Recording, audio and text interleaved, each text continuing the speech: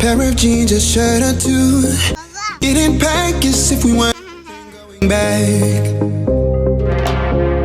It doesn't matter if it's true. I've got a feeling love will give us what we lack. The world is waiting up. The world is waiting half a step beyond our door. Yeah. And if it's not enough, I wanna see the stuff the world is like you. Be strong to hold the. Evet arkadaşlar, Didim'e geldik bugün. Didim Akbük'e 23 kilometre. Daha önce zaten Akbük Didim arasını da söylemiştik size. Akbük'te sessizlik, sakinlik hakimken Didim'de hayat daha canlı, daha hareketli. Burada barlar sokağı mevcut. Diskolar, türkü barlar, yani eğlenceye dair ne arıyorsanız burada bulabilirsiniz. Aracınızla yaklaşık 20 dakikalık bir yol. Minibüsleri de kullanabiliyorsunuz. Akbük'ten buraya minibüsler var. Eğlence için türkü barlar, dediğim gibi diskolar. Biraz ileride göreceksiniz. Birlikte geçeceğiz oradan. Barlar sokağı var. Yani eğlence olarak ne arıyorsanız Didim'de fazlasıyla mevcut.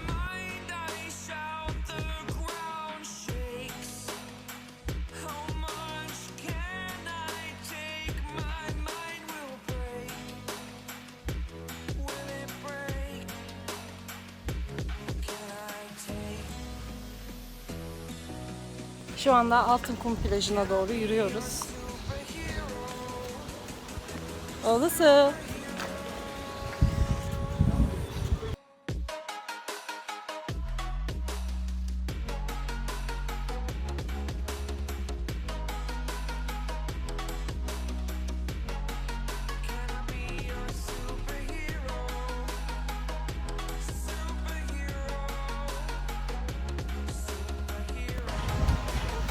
Didim'in en popüler plajlarından Altınkum plajındayız şimdi. Gerçekten çok böyle temiz ve sarı bir kumu var. İnce, oldukça güzel bir plaj. Didim'e gelip de buraya uğramamak kesinlikle olmaz. Muhakkak tavsiye ettiğim öncelikli plajlardan bir tanesi. Şöyle bir göz atalım onu.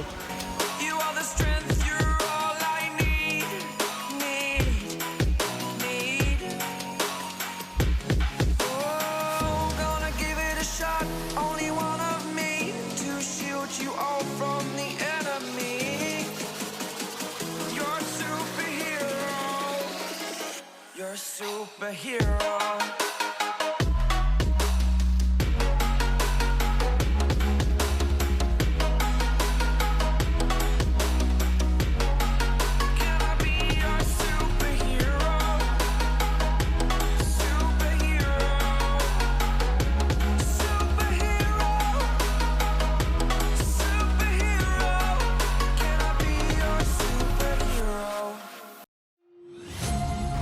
Kesinlikle Akbük'ten daha bakımlı. Peyzaj çalışmasına fazlasıyla önem verilmiş. Sizler de görmüşsünüzdür. Etrafta gayet güzel yeşillendirme, çiçekler ve ağaçlandırma çalışması var. Ama Akbük'e kıyasla burası daha çok betonarme. Yani çok fazla yeşil hakim değil. Akbük'le kesinlikle o anlamda kıyaslanamaz. Ama gerek kaldırımların düzeni olsun, gerekse yeşillendirme ve peyzaj çalışması olsun, Didim Akbük'ün çok önünde bu anlamda. Geceleri buralar çok hareketli. Küçük takı satılan dükkanlardan tutun da marketlerden, restoranlardan, balık restoranlarından barlara kadar oldukça hareketli ve ışıklı buralar. Genellikle akşam vakti buradaki tatilcilerin sık olarak uğradığı mekanların başında geliyor bu cadde. Bak. Evet bak. Çocuğunuzla böyle çekimler yapmak nasıl bir duygu? Gerçeği söyle. Oldukça zor. Çok terledim. Çok yordu. Yani montajladıktan sonra izlenmesi gayet güzel, keyifli de böyle çekimin arka planları çok sıkıntılı yani. Sıcak havada metan kucağında böyle. Bir de bazen yaramazlık yapıyor, sağa sola çekiştiriyor. Oldukça zor. Oğlum, sen ne diyorsun? He? Nasıl geçti tatilin senin? Ne diyor anne? Ay ay. Arkadaşlar bu arada Altınkum sahilinde bir tane Poseidon heykeli vardı. Onu da size göstermek istiyordum ancak geçen sene sanırım şiddetli bir rüzgar olmuş. Şöyle büstü gördüğünüz gibi ama heykel yıkılmış rüzgardan dolayı. Sonrasında da sanırım tekrardan heykeli oraya koymamışlar. Çok sıcak ve yorucu. Hakikaten çok yorucu. Şimdi 3. koy ve cennet koyuna ulaşabilirsek araçla oraya ulaşmayı deneyeceğiz. Orada görüşmek üzere. Biraz oturup serinlemek istedik. Hakikaten yani başımdan duman çıkıyor desem yeridir. Oturup biraz serinleyelim. Sonrasında devam edelim. Şu Bu anda arada- Eylül'ün 26'sındayız. Evet, Eylül'ün 26'sı hakikaten. Müthiş bir sıcak var. Ege ve Akdeniz Kasım'a kadar devam ediyor bu şekilde sıcaklar. Artık bunaldık desem yeridir yani.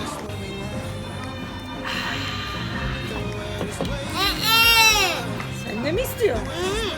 Olmaz. And if it's not enough, I wanna see the stuff the world has got in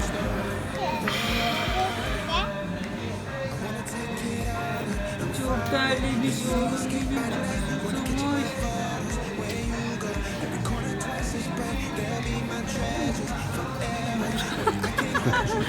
Oğlum bırak. Bırak.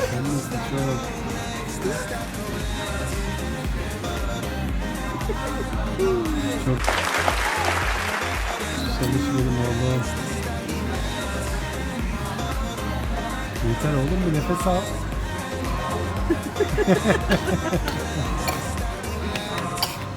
Öyle tıkanırsın işte.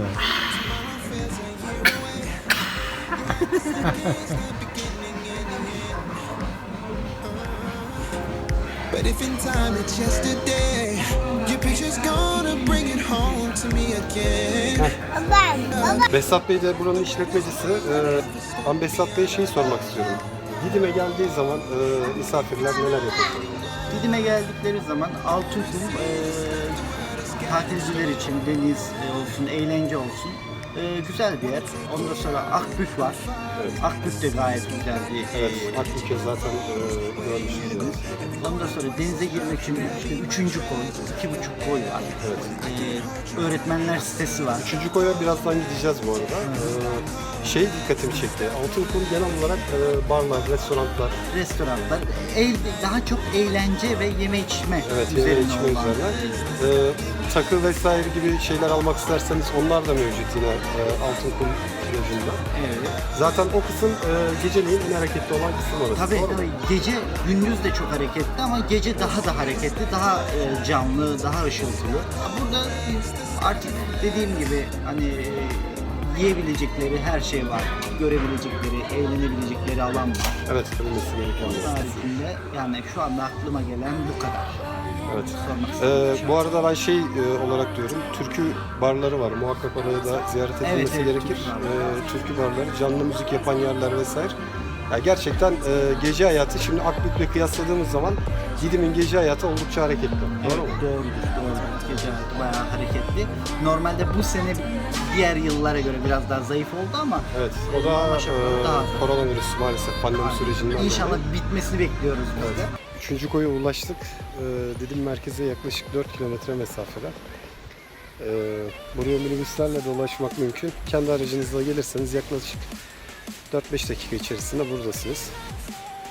Burası tam olarak Didim Yat Limanı'nın hemen yanında kalıyor. Gerçekten kumsal olsun, deniz olsun muhteşem bir yer. 2006 yılında en son geldiğimde burada denize girmiştim. Tek kelimeyle mükemmel bir suyu var. Kısaca bir göz atalım ona.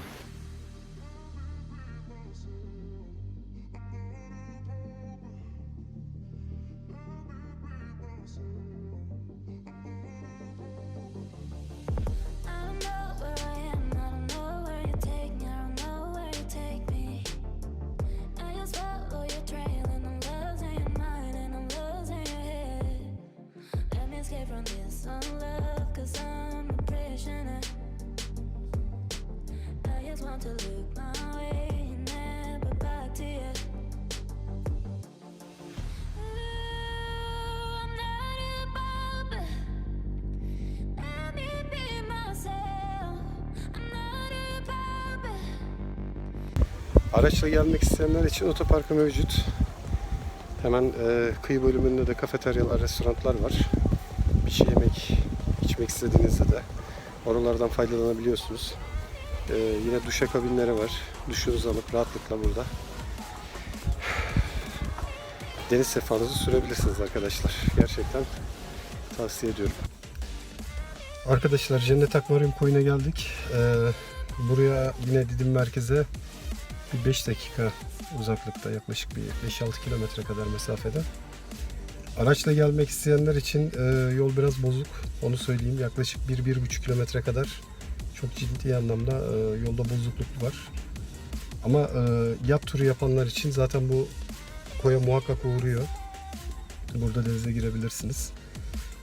Araçla gelmek isteyenler için şöyle bir şey daha ayrıntı vermek istiyorum. Burada piknik alanları mevcut. Piknik de yapabilirsiniz. Burada ailenizle beraber mangal yakanlar var. Zaten birazdan onları da size göstereceğim. Yine semaverini yakıp burada pikniğini, çay keyfini yapanlar var. Tek kelimeyle muhteşem bir koy.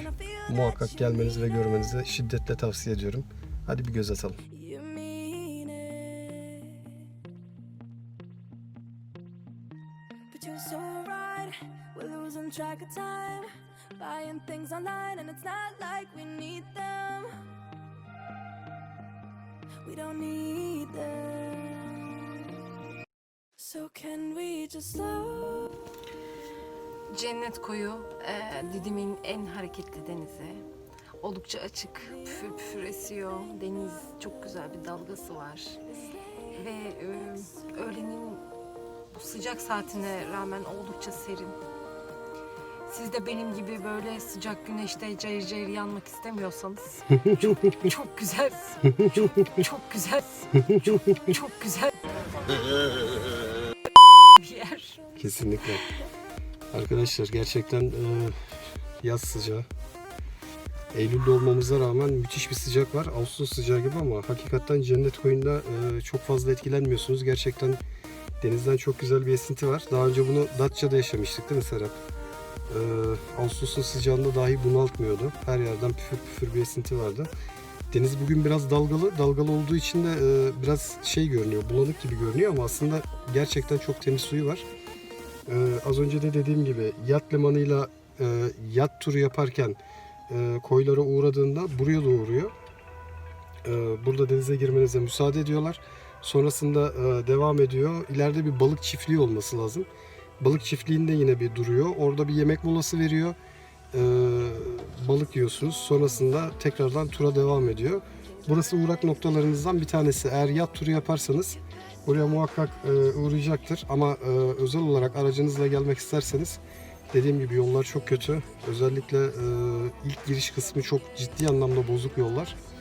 Ama araçla geldiğinizde artınız olacak. Pikniğinizi yapabiliyorsunuz. Arka tarafta pikniğini yapanlar, semaver yakanlar vesaire var. Gerçekten şiddetle tavsiye ediyorum.